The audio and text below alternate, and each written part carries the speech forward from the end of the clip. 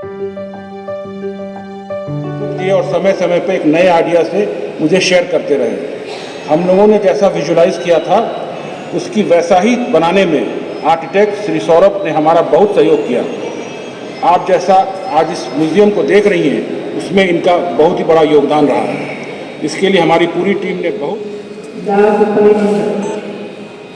Post master general Shri Ram Lucknow मुख्यालय परिक्षेत्र के post master general Shri Sunil Kumar ji, विभाग के सभी अधिकारी कर्मचारी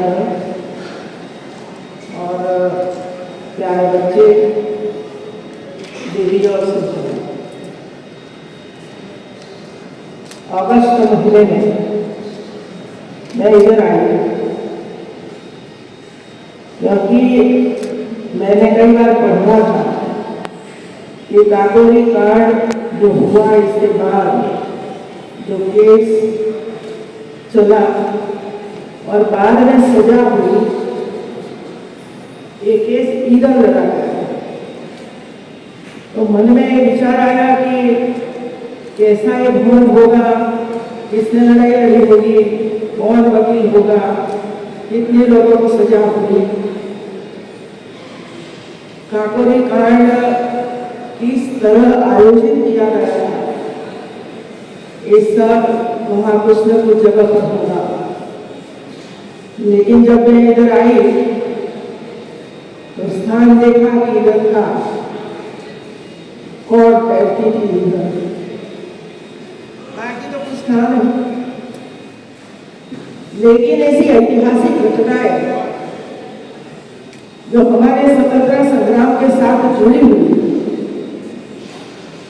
ऐसे हमारे वीर नायक नहीं होते तो आज हम स्वतंत्र नहीं होते। कितने लोगों ने बलिदान दिया है, कितने लोग शहीद हुए, कितने लोग फांसी के फंदे पर चढ़ गए हैं, कितने लोगों ने यातनाएं भोगी, कितने प्रकार के आंदोलन हुए, कई लोगों को ऐसे सजा की गई, ऐसे मार दिया गया जो आज भी हमें पता नहीं है। इसमें महिलाओं ने भी इतना ही योगदान दिया था। ये सारी बातें जब हम ऐसे स्थान देखते हैं तो सब याद आ जाता है। और इसी समय मैंने कहा था कि काकोरी कांड के लिए आपको इधर कुछ करना चाहिए, और आज मैं खुशी से आप सबको ये बताती हूँ कि बहुत ही कम समय में ये आपने बहुत ही सुंदर कोर्ट का दृश्य दिखाया है। बहुत सुंदर जज कहाँ बैठे हैं, वकील है, उनके सामने हमें लड़ाई लड़नी है। जो आतंकवाद फैला हुआ है इसके सामने हमारी लड़ाई है। महिलाओं पर जो अत्याचार हो रहे हैं इसके सामने हमारी लड़ाई है। जो बच्चों को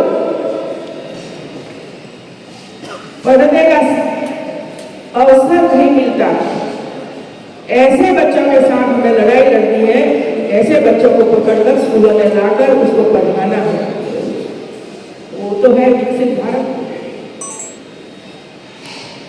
जितनी समस्याएं आज हम देख रहे हैं, सभी समस्याओं जब मिलकर लड़ेंगे तो इसका परिणाम जल्दी आएगा। आजादी इसीलिए तो थी, हम हमारे देश को आजाद करने के बाद उसको विकसित करें। दुनिया के जितने भी देश है उसके सामने हम खड़े हो सकते हैं। इसका नेतृत्व किया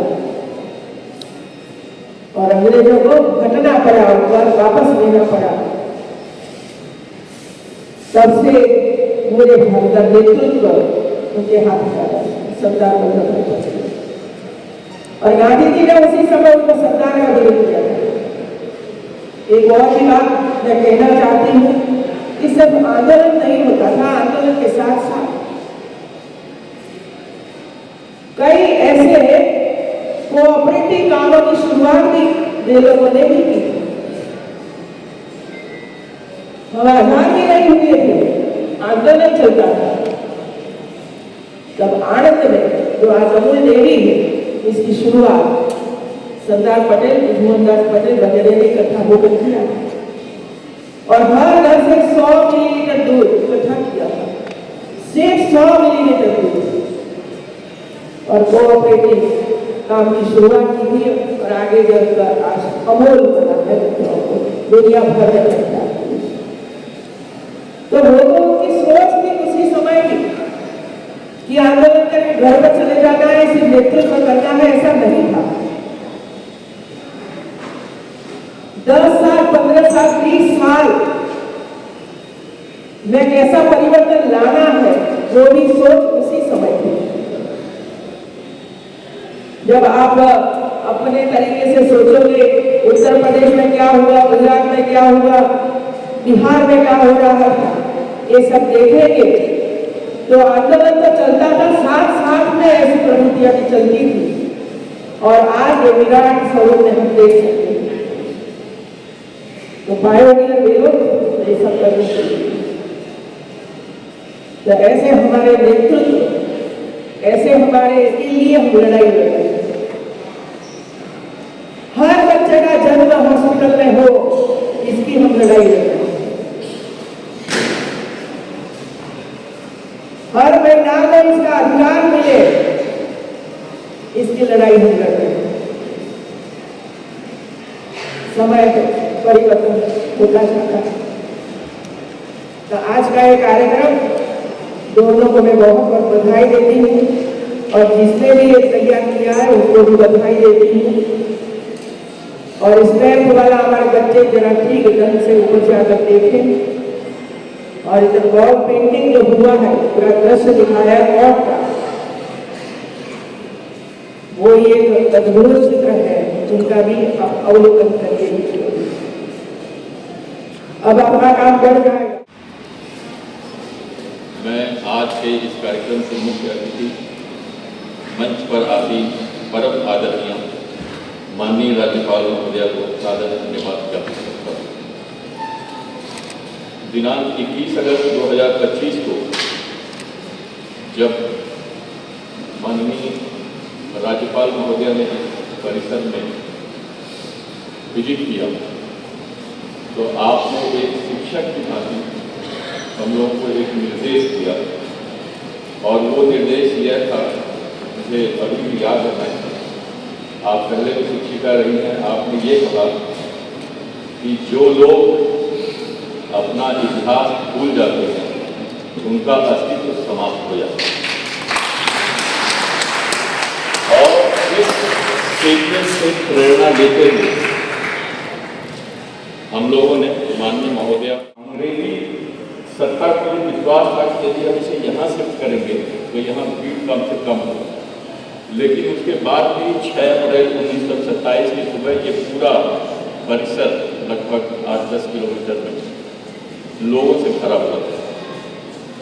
जब जस्टिस ए हैमिल्टन क्रांतिकारी पीछे के दरवाजे से, ये जो जहाँ पे अभी मैडम ने भित्ति चित्र का अनावरण किया, इसी जगह पे क्रांतिकारियों को लाया गया और जज ए हैमिल्टन, जिसे हैंगिंग जज के नाम से जाना जाता था, उसको मुकदमा ही इसलिए दिया गया था कि उसका इस नाम का टेरर था कि ही इज ए हैंगिंग जज, वो सिर्फ फांसी की सजा सुनाने के लिए दिखता था। हैमिल्टन ने जब सजा सुनाई तो 3 लोगों को फांसी की सजा सुनाई और उन 3 लोगों में सबसे पहले थे पंडित राम प्रसाद बिस्मिल, दूसरे नंबर पे थे ठाकुर रोशन सिंह और तीसरे नंबर पे थे राजेंद्र नाथ सिपाही। और चौथी जो फांसी अशफाक उल्लाह खान को हुई थी वो इसी का पूरक मुकदमा लगभग 3 महीने के बाद चला था, जो रोशनी कचहरी में चला था, उसमें उनको फांसी की सजा दी। इन 4 लोगों को इस पूरे मुकदमे में फांसी हुई और लगभग लगभग 17 लोग थे जिन्हें 3 वर्ष से लेकर आजीवन कारावास तक की सजा दी। और जब सजा इनकी मुकर्रर की गई तो यहाँ इसी हॉल से सारे क्रांतिकारी एक गीत गाते हुए निकले और वो गीत बाद में चल करके भारतीय आंदोलन के लिए बहुत बड़ा प्रेरणा स्रोत बना और आज भी वो प्रेरणा का स्रोत है। और वो गीत था मैं सरफरोशी की तमन्ना अब हमारे दिल में है, देखना है जो देखना वाजपेयी का दिल में है। वक्त आने ये बता देंगे कि है आत्मा, हम अभी से क्या बताएं क्या हमारे दिल में है। ऐ शहीदे मुल्क मिल्लत, हम तेरे ऊपर निसार, अब तेरी हिम्मत का चर्चा गैर की मंजिल में है। और इस गीत के साथ हमारे शहीद होने वाले क्रांतिकारी वो बाहर निकले और जब बाहर निकले तो आप लोग को जान करके ये आश्चर्य होगा कि उम्र की सारी सीमाएं टूट गई। जिन क्रांतिकारियों को फांसी की सजा हुई थी उन क्रांतिकारियों को उनके चरणों पे फूल चढ़ाकर लोगों ने उनको प्रणाम किया। क्यों? क्योंकि वो देश की सेवा में, देश के हित के लिए बिना कुछ मांगे अपना सर्वोच्च बलिदान दे। इसी क्रम में मैं 4 जो हमारे शहीद जिनको फांसी हुई, बड़ी छोटी छोटी घटनाएं हैं जो बच्चों को जानना चाहिए। पहली फांसी पंडित राम प्रसाद बिस्मिल को गोरखपुर जेल में हुई और जब गोरखपुर जेल में उनको फांसी दी जानी चाहिए थी उसके एक दिन पहले मैं उनकी मदर, उनके फादर, उनके छोटे भाई और उनके क्रांतिकारी मित्र मिलने के लिए आए। तो राम प्रसाद बिस्मिल की आंखों में आंसू थे। उनकी माँ ने कहा कि बिस्मिल, मैं बाहर ये कहती थी कि मेरा बच्चा इतना बहादुर है, वो इस देश के लिए हंसते हंसते फांसी पे चढ़ने ने कहा था कि माँ, ये मेरे डर के आंसू नहीं है, ये मेरे प्रार्थना के आंसू हैं। और भगवान से मेरी प्रार्थना ये है कि अगले जन्म में मुझे कुछ जैसी ही वीरांगना माँ मिले जो फांसी के एक ही पहले मेरे आंखों में आंसू देखकर मुझे इस तरह से जान दे। दूसरी घटना फैजाबाद जेल की है जहाँ सत्ताफुल्ला खान को फांसी की सजा हुई थी। एक दिन पहले उनसे जेलर ने पूछा कि आप अपनी अंतिम इच्छा बताइए। उन्होंने अंतिम इच्छा के रूप में व्यक्त किया, मुझे एक जोड़ी नया कुर्ता और पजामा, एक जोड़ी नया जूता, एक अचकन और एक चित्र की शीशी चाहिए। उनको प्रोवाइड कराया गया, उनको दिया गया।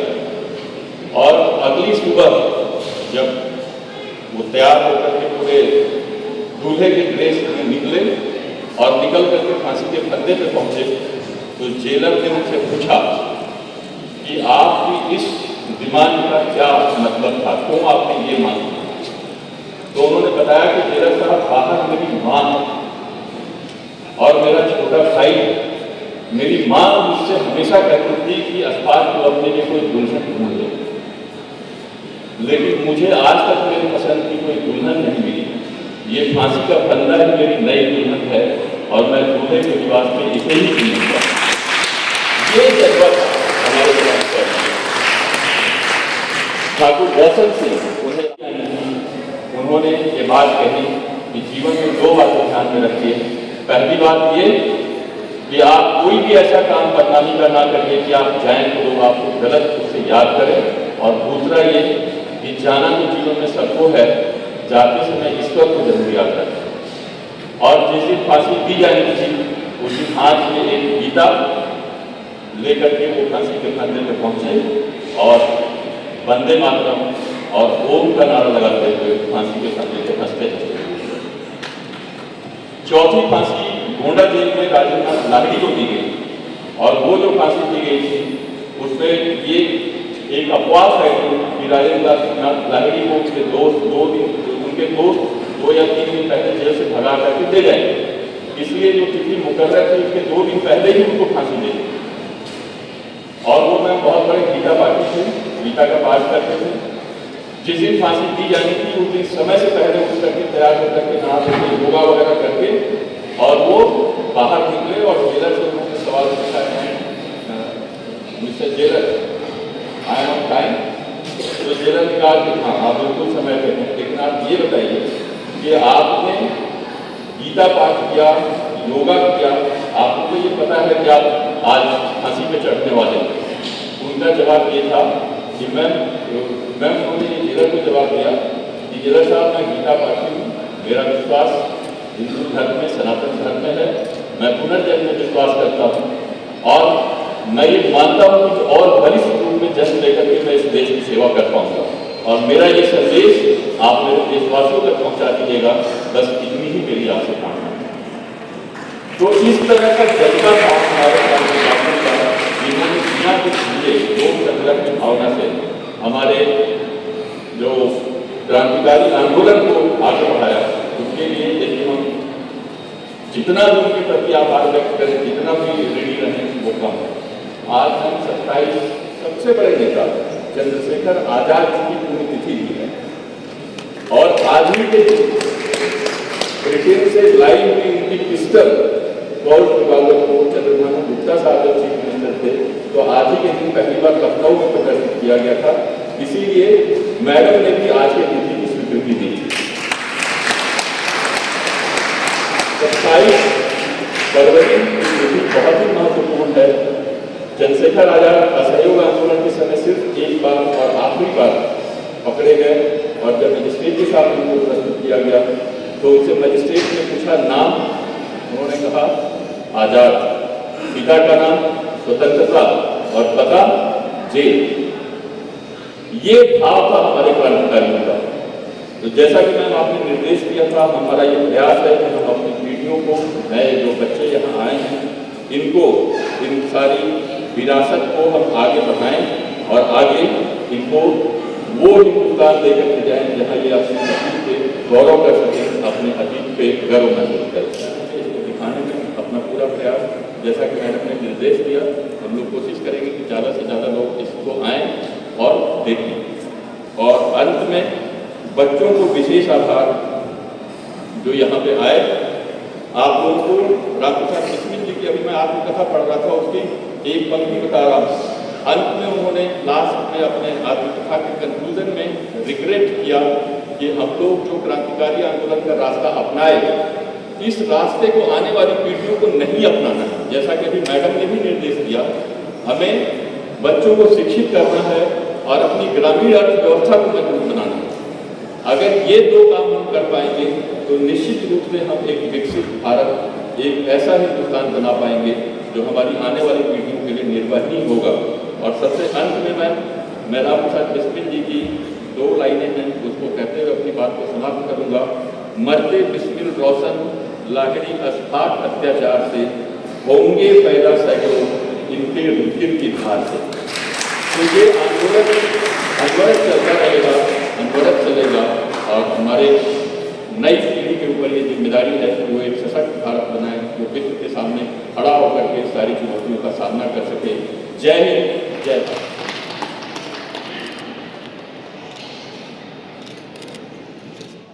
हिमाचल यमुना गंगा उच्चल जलधि तरंग, तब शुभ नामे जागे, तब शुभ आशीष मांगे, गाहे तब जय गाथा, जन गण मंगल दायक, जय हे भारत भाग्य विधाता। जय हे, जय हे, जय हे, जय जय जय जय हे।